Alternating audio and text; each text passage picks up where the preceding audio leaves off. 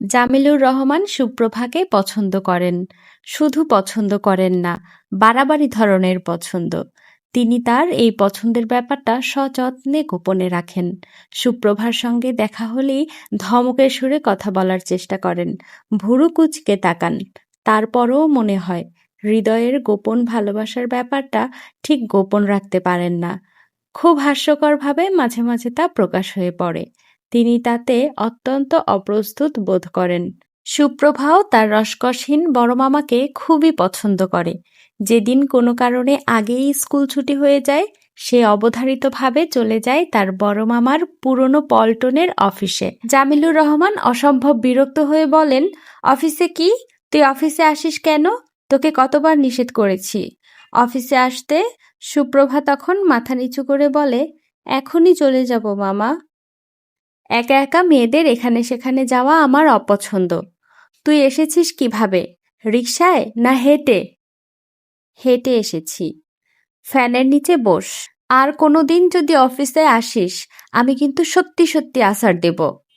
আচ্ছা দিও। বড় মামা, কোক খাবো। জামিলুর রহমান বললেন, কোক খাবার জন্য এসেছিস? হুম। আমার কাছ থেকে টাকা নিয়ে যাবি। এরপর থেকে স্কুলেই কোক কিনে খাবি, অফিসে আসবি না। আচ্ছা। জামিলুর রহমান বিরক্ত মুখে ভাগ্নিকে কোক এনে দেয়। আগে দোকান থেকে আনতে হতো, এখন আনতে হয় না। সুপ্রভা মাঝে মাঝে অফিসে আসে, কোক খেতে চায়। শুধুমাত্র এই কারণে তিনি অফিসে একটা ফ্রিজ কিনেছেন। ফ্রিজ ভর্তি কোকের ক্যান। স্নেহ, মমতা, ভালোবাসা, এই ব্যাপারগুলি আসলেই অদ্ভুত, খুব অদ্ভুত। কোনো জাগতিক নিয়মকানুনের ভেতর এদের ফেলা যায় না। জামিলুর রহমান এই মেয়েটিকে কেন এত পছন্দ করেন তা তিনি নিজে কখনো বলতে পারবেন না। সুপ্রভার কপালে 2টা স্টিচ লাগলো। ফেরার পথে জামিলুর রহমান সারা পথ ভাগ্নিকে বকতে বকতে এলেন। বকা এবং উপদেশের কম্বিনেশন। সারাদিন ছোটাছুটি লাফালাফি করবি, ব্যথা তো পাবি। নিয়ম নীতির ভেতর চলতে হয় না? এত বড় যে পৃথিবী, সেও নিয়মের ভেতর দিয়ে চলে। সূর্যের চারদিকে একই পথে ঘোরে। পৃথিবী কি লাফালাফি, ঝাফাঝাফি এগুলো করে? সুপ্রভা বলল, মামা, তুমি এমন অদ্ভুত ধরনের কথা বলবে না তো। আমার হাসি আসছে। আমি কি পৃথিবী নাকি যে লাফালাফি ঝাপাঝাপি করতে পারবো না? জামিলুর রহমানের ইচ্ছা করছে মেয়েটাকে কোনো ভালো উপহার কিনে দিতে, যাতে তার মনটা খুশি হয়। কাজটা করতে লজ্জা পাচ্ছেন।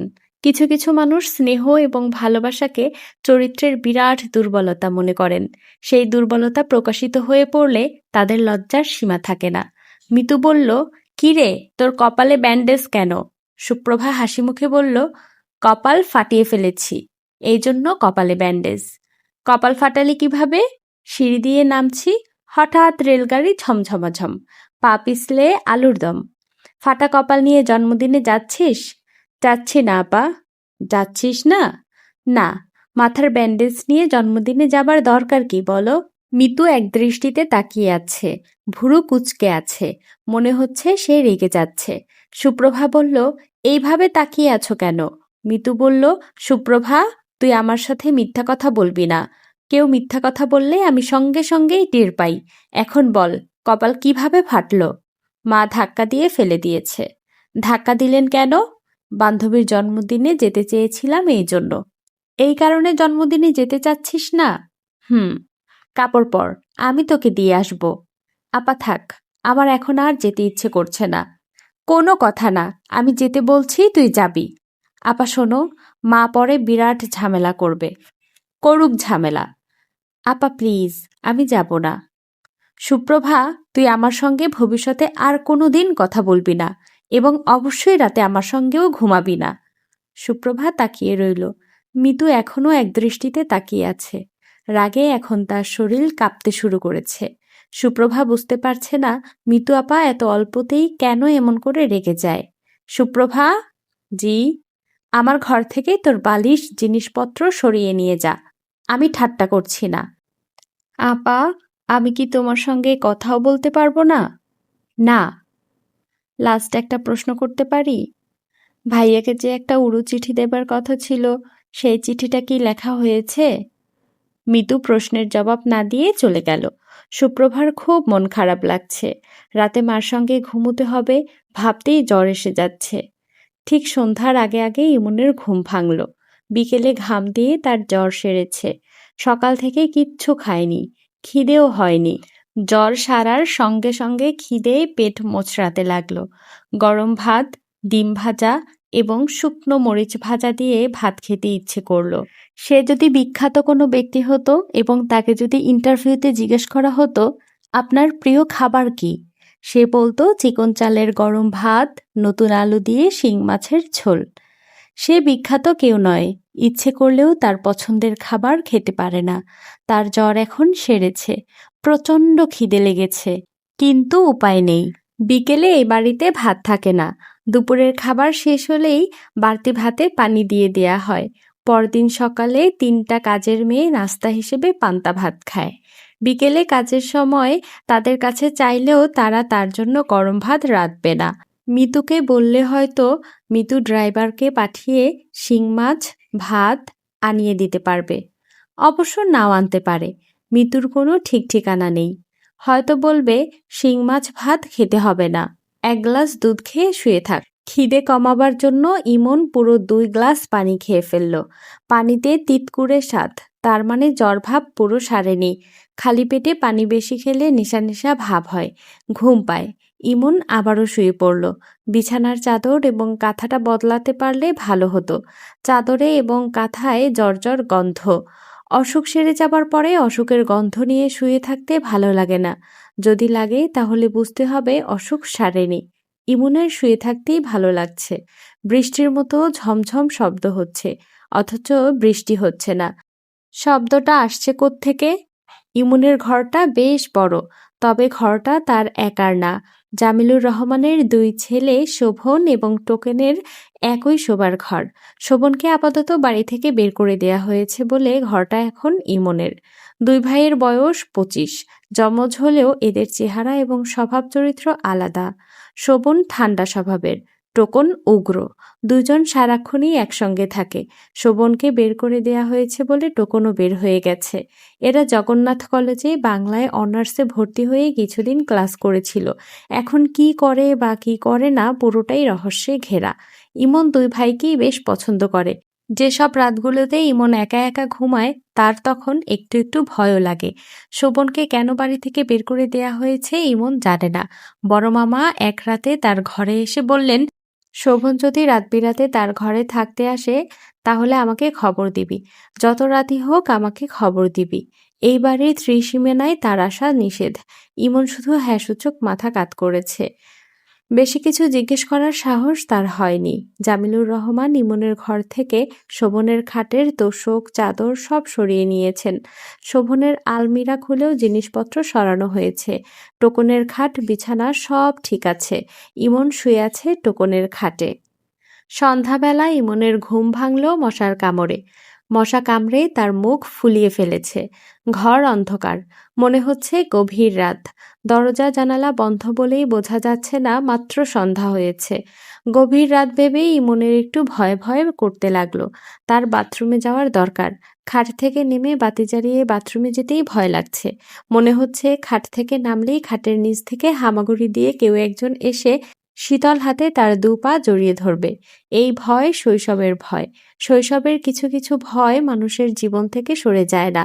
মানুষের বয়স বাড়ে, শৈশবের অনেক কিছুই তাকে ছেড়ে যায়, ভয়টা ছাড়ে না। ভয় পেলে অবধারিতভাবে ইমনের ছোট চাচার কথা মনে পড়ে। ছোট চাচার সঙ্গে তার দেখা হয় না প্রায় 6 বছর। দাদির মৃত্যুর পর হঠাৎ হুট করে তিনি একদিন চলে যান সিঙ্গাপুরে, সেখান থেকে মালয়েশিয়া, মালয়েশিয়া থেকে সুইডেন। তার শেষ পিকচার কার্ডটা সুইডেন থেকে পাঠানো। সুন্দরী নীলচোখা এক মেয়ে বরফ দিয়ে তুষার বানাচ্ছে। পিকচার কার্ডের উল্টো দিকে এলোমেলো ভঙ্গিতে লেখা, ইমন, এখানে তেমন সুবিধা করতে পারছি না। স্পেনে এক বাঙালি পরিবার থাকে, তাদের সঙ্গে ভালো যোগাযোগ হয়েছে। তারা স্পেনে যেতে আমাকে উৎসাহিত করেছেন। কি করব বুঝতে পারছি না। আমার সিদ্ধান্ত চিঠি দিয়ে জানাবো। সুইডেনের ঠিকানায় আপাতত কোনো চিঠি দিবি না, কারণ আমি আগামীকাল বাসা বদলাবো। সুপ্রভাকে আমার স্নেহ দিবি। সে কত বড় হয়েছে। ইতি তোর ছোট চাচা। ছোট চাচার কাছ থেকে আসা এই শেষ চিঠি। ইমনের ছোট চাচার কর্মকাণ্ডে সবচেয়ে বেশি আনন্দিত হয়েছে সুরাইয়া। তিনি গম্ভীর গলায় এখন প্রায় বলেন, বাড়িঘর ছেড়ে পালিয়ে যাওয়া হচ্ছে তোদের বংশগত রোগ। তোর বাপ যেমন উদাও হয়েছে, তোর ছোট চাচাও তাই করেছে। তোদের পূর্বপুরুষদের উদাহরণ খুঁজলে দেখবি তারাও এই কাণ্ড করেছে। তোদের গোষ্ঠী হলো ভবঘুরের গোষ্ঠী। আমি যে গোড়া থেকেই বলছি তোদের বাবা ভালো আছে, যথাসময়ে উপস্থিত হবে। এই কথাটা প্রমাণ হলো তো। মাঝে মাঝে ইমনেরও মনে হয় মায়ের কথাটাই শেষমেশ সত্যি হবে। কোনো এক গভীর রাতে বাবা এসে উপস্থিত। ইউনিভার্সিটির ভর্তি ফরমে বাবার নাম লিখতে হয়। সেখানে সে এখনো মরহুম লেখেননি। মরহুম শব্দ লিখতে তার ইচ্ছে করে না। বাবা যদি কোনোদিন না ফেরেন তাহলে হয়তো সে কোনোদিনই লিখতে পারবে না যে বাবা মরহুম হাসানুজ্জামান। ইমনের বয়স যখন ৮০ হয়ে যাবে তখন কি পারবে? না, তখনও পারবে না। অদ্ভুতভাবে একজন মরণশীল মানুষ অমর হয়ে যাচ্ছে। খুট করে দরজা খুলল। সুপ্রভা মাথা বের করে বলল, ভাইয়া, ঘর অন্ধকার করে বসে আছো কেন? জ্বর কমেছে? ইমন বলল, হুম। কিছু খাবে? খিদে লেগেছে? স্যুপ খাবে? স্যুপ? আমার জন্য বড় মামা স্যুপ আনিয়েছে। আমার খেতে ইচ্ছে করছে না। তোমাকে গরম করে এনে দেই? দে। ভাইয়া, তোমার মুখ কেমন যেন ফুলে লাল হয়ে আছে। মনে হচ্ছে হাম উঠেছে। হাম না, মশা কামড়েছে। বাতি কি নিভিয়ে দিয়ে যাব, না জ্বালানো থাকবে? জ্বালানো থাকুক। মিতু আপা কি তোমার ঘরে এসেছিল? না। ইমন বোনের ব্যান্ডেজ করা কপাল দেখছে। এর মধ্যে একবারও জিজ্ঞেস করেনি কপালে কি হয়েছে। সুপ্রভার ধারণা তার মা যেমন অদ্ভুত, তার ভাইয়াও অদ্ভুত। জগতের কোনো কিছুতেই তার কিছু হয় না। সুপ্রভা যদি কোনো কারণে হঠাৎ মরে যায়, সেই খবর ভাইয়ার কাছে পৌঁছালে সে এসে উকি দিয়ে দেখবে। তারপর নিজের ঘরে ঢুকে দরজা টরজা বন্ধ করে বই নিয়ে বসবে। অন্যের বেলাতে সে যেমন উদাসীন, তার নিজের বেলাতেও উদাসীন। প্রচণ্ড জ্বর হলেও কাউকে বলবে না আমার জ্বর। কাঁথা গায়ে দিয়ে চুপচাপ শুয়ে থাকবে। খিদে লাগলে বলবে না আমার খিদে লেগেছে। সবচেয়ে যেটা ভয়ঙ্কর, মুখে হাসি নেই। কত মজার মজার ঘটনা চারপাশে ঘটছে সে দেখবে, কিন্তু হাসবে না। সুপ্রভার প্রায়ই ইচ্ছে করে এমন অদ্ভুত কিছু তাদের সংসারে ঘটুক, যা দেখে ইমন হো হো করে হেসে উঠবে। সেই হো হো হাসির ছবি সে চট করে ক্যামেরায় তুলে ফেলবে। ভাইয়া, হুম? সুনামগঞ্জের পাগলা পীর সাহেবের কথা তোমার বিশ্বাস হয়? তার কোন কথা? ওই যে সে মাকে বলে গেল বাবা বেঁচে আছেন, তোমার যেদিন বিয়ে হবে সেই দিন ফিরে আসবেন। না, পীররা এ জাতীয় কথা সবসময় বলে, আমার এগুলো বিশ্বাস হয় না। দিন তারিখ মিলিয়ে বলে না, তারা বলে ফিরে আসবে, কবে আসবে তা বলে না। ভাইয়া, পাগলা পীর সাহেব কিন্তু বলেছেন বাবা কবে ফিরবেন। এই পীর অন্যদের চেয়ে বোকা। আমার কেন জানি মনে হয় পীর সাহেবের কথা সত্যি হবে। তোমার যেদিন বিয়ে হবে সেই দিন বাবা সত্যি সত্যি উপস্থিত হবেন। উপস্থিত হলে তো ভালোই। সুপ্রভা খানিকক্ষণ ইতস্তবোধ করে বলল, সবচেয়ে ভালো হয় তুমি যদি এখনই বিয়েটা করে ফেলো। বাবাকে আমরা তাহলে তাড়াতাড়ি পেয়ে যাব। তুমি যত তাড়াতাড়ি বিয়ে করবে বাবাকে তত তাড়াতাড়ি দেখতে পারবো। আর তুমি যত দেরিতে বিয়ে করবে বাবাকে তত দেরিতে পাবো। ইমন তার বোনের দিকে তাকালো, কিছু বলল না। তার তাকানো দেখে বোঝা যাচ্ছে প্রসঙ্গটা তার কাছে ভালো লাগেনি। সুপ্রভা অন্য প্রসঙ্গে চলে গেল। চোখ মুখ গম্ভীর করে বলল, শোভন ভাইয়া কি রাতে মাঝে মাঝে আসে? না তো। আমার সঙ্গে একদিন দেখা হয়েছিল। আমি রিক্সা পাচ্ছিলাম না, রিক্সার জন্য দাঁড়িয়েছিলাম। হঠাৎ দেখি লাল রঙের একটা গাড়ি এসে একেবারে আমার গা ঘেঁষে থেমেছে। প্রথম তো আমি ভয় পেয়ে গেলাম। তারপর দেখি পিছনের সিটে টোকন ভাইয়া আর শোভন ভাইয়া। আমাকে দেখেই শোভন ভাইয়া দিলেন এক ধমক। এখানে দাঁড়িয়ে আছিস কেন? শোভন ভাইয়ার যে কি স্বভাব! এমন ঠান্ডা মানুষ, অথচ ধমক ছাড়া কথা বলতে পারে না। আমি বললাম রিক্সার জন্য দাঁড়িয়ে আছি। তারপর বললাম, শোভন ভাইয়া, তোমার সাথে যখন গাড়ি আছে তখন গাড়িতেই আমাকে একটু নামিয়ে দাও না। শোভন ভাইয়া বললেন, আমার ঠেকা পড়েছে, বলেই হুশ করে গাড়ি নিয়ে চলে গেলেন। দুইজনই দাড়ি রেখেছে, মুখ ভর্তি দাড়ি, দেখে চেনাই যায় না। চেহারা একদম বদলে গেছে। ছেলেদের কত মজা, ইচ্ছে করলেই দাড়ি রেখে তারা চেহারা বদলে ফেলতে পারে। আমরা মেয়েরা সেটা পারি না, ঠিক না ভাইয়া? হুম, মেয়েদেরও দাড়ি-গোঁফ গজানোর সিস্টেম থাকলে ভালো হতো। হতো না ভাইয়া? কি জানি, বুঝতে পারছি না। আমার কথা শুনতে কি তোমার বিরক্ত লাগছে? না। তাহলে এরকম বিরক্ত বিরক্ত ভাব করে বসে আছো কেন? ইমন জবাব দিল না। সুপ্রভা তার সঙ্গে প্রচুর কথা বলে। ইমনের ইচ্ছে করে কথা বলতে, কিন্তু কেন জানি বলা হয় না। সে শুধু শুনেই যায়। সুপ্রভার কপালে ব্যান্ডেজ। কিভাবে ব্যথা পেল জানতে ইচ্ছে করছে, কিন্তু জানার জন্য প্রশ্ন করতে ইচ্ছে করছে না। ইমন যখন ঠিক করলো এখন সে জানতে চাইবে, তখনই সুপ্রভা চলে গেল। ইমনের মনে হলো ভালোই হয়েছে, প্রশ্ন করতে হলো না। রাতে সুপ্রভা মার সঙ্গে ঘুমোতে এলো। বালিশ নিয়ে এসে ঝুপ করে বিছানায় পড়ে গেল। পড়ার সময় শব্দ একটু বেশিই হলো। আতঙ্কে সুপ্রভা কিছুক্ষণ চুপ করে রইল। এই বোধহয় মা একটা ধমক দিবেন। সুরাইয়া ধমক দিলেন না, বরং উল্টো হলো। স্বাভাবিক গলায় বললেন, সুপ্রভা, আয়, চুল বেঁধে দেই। রাতে টান টান করে চুল বেঁধে না দিলে চুল বড় হয় না। সুপ্রভা মার কাছে গেল চুল বাঁধতে। মার মেজাজ এখন মনে হয় ভালো। এই ভালোটা কতক্ষণ থাকবে বলা যায় না। এমন কোনো যন্ত্র যদি থাকতো, আগেভাগে মায়ের মেজাজটা মাপা যেত। যন্ত্রটা সুপ্রভা ফিট করে রাখত। যন্ত্র আগেভাগে ওয়ার্নিং দিচ্ছে, 4 নম্বর দূরবর্তী বিপদ সংকেত, সাবধানে কথা বলতে হবে। 10 নম্বর বিপদ সংকেত, আশ্রয়কেন্দ্রে আশ্রয় নিন, মৃত্যুর কাছে কিংবা বড় মামার কাছে চলে যান। সুরাইয়া তার মেয়েকে ডাকলেন, সুপ্রভা। কি মা? এখন থেকে রাতে আমার সঙ্গে ঘুমাবি। সুপ্রভার মুখ শুকিয়ে গেল। মা পেছন থেকে চুল আঁচড়াচ্ছেন বলে শুকনো মুখ দেখতে পেলেন না। সুপ্রভা নকল খুশি খুশি গলায় বলল, আচ্ছা। একা ঘুমালে হঠাৎ হঠাৎ খুব ভয় লাগে। পরশু রাতে খুব ভয় পেয়েছি। সুপ্রভা কিছু বলল না। মা কেন ভয় পেয়েছেন জানতে ইচ্ছে করছে না।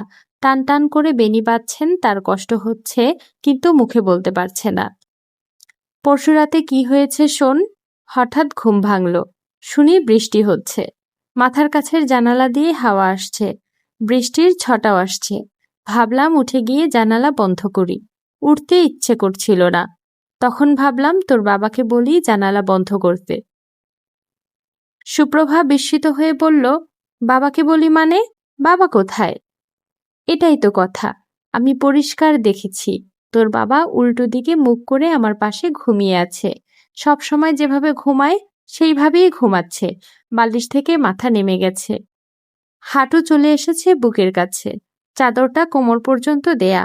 সবকিছু এত পরিষ্কার যে বাস্তবেও এত পরিষ্কার না। তোর বাবা যে হারিয়ে গেছে তার কোনো খোঁজ নেই, এইসব কিছুই তখন আমার মনে নেই। আমি হাত বাড়িয়ে তাকে ডাকতে যাব, তখন বজ্রপাত হলো। আমি চমকে উঠলাম। হঠাৎ মনে পড়ল, আরে তাই তো, তোর বাবাকে এখানে দেখব কিভাবে? তখন দেখি কিছু নেই, বিছানা খালি। প্রচণ্ড ভয় পেয়েছিলাম। ভয় পাবারই কথা, আমার তো শুনেই ভয় লাগছে, বুক ধক ধক করছে। সুরাইয়া সহজ গলায় বললেন, বিছানায় তোর বাবাকে শুয়ে থাকতে দেখা নতুন কিছু না, আমি প্রায়ই দেখি। কি বলছো তুমি? তোর যখন 2 মাস বয়স তখন পরপর কয়েক রাত দেখেছি। সুপ্রভা মনে মনে বলল, মা, তোমার মাথা খারাপ, পুরোপুরি খারাপ। রাতে তোমার সঙ্গে ঘুমোতে এই জন্যই আমার ভয় লাগে। কোন একদিন তুমি হয়তো আমাকে ভূত মনে করে গলা টিপে ধরবে। কোনো পীর ফকিরের কাছ থেকে তোমার জন্য তাবিজ আনা উচিত, কিংবা ডাক্তার দিয়ে চিকিৎসা করানো উচিত। হ্যালো এভরিওয়ান, আসসালামু আলাইকুম। এতক্ষণ শুনছিলেন অপেক্ষা উপন্যাসের কিছু অংশ। পড়ে শোনাচ্ছিলাম আমি দিলরুবা আক্তার। অপেক্ষা উপন্যাসটি লিখেছেন হুমায়ুন আহমেদ। আপনাদের অপেক্ষা উপন্যাসটি কেমন লাগছে তা কমেন্ট করে জানাতে পারেন। আর পরবর্তী অংশগুলো পেতে অবশ্যই আমার চ্যানেলটি সাবস্ক্রাইব করে রাখবেন। আজ তাহলে এখানেই বিদায় নিচ্ছি। আল্লাহ হাফেজ।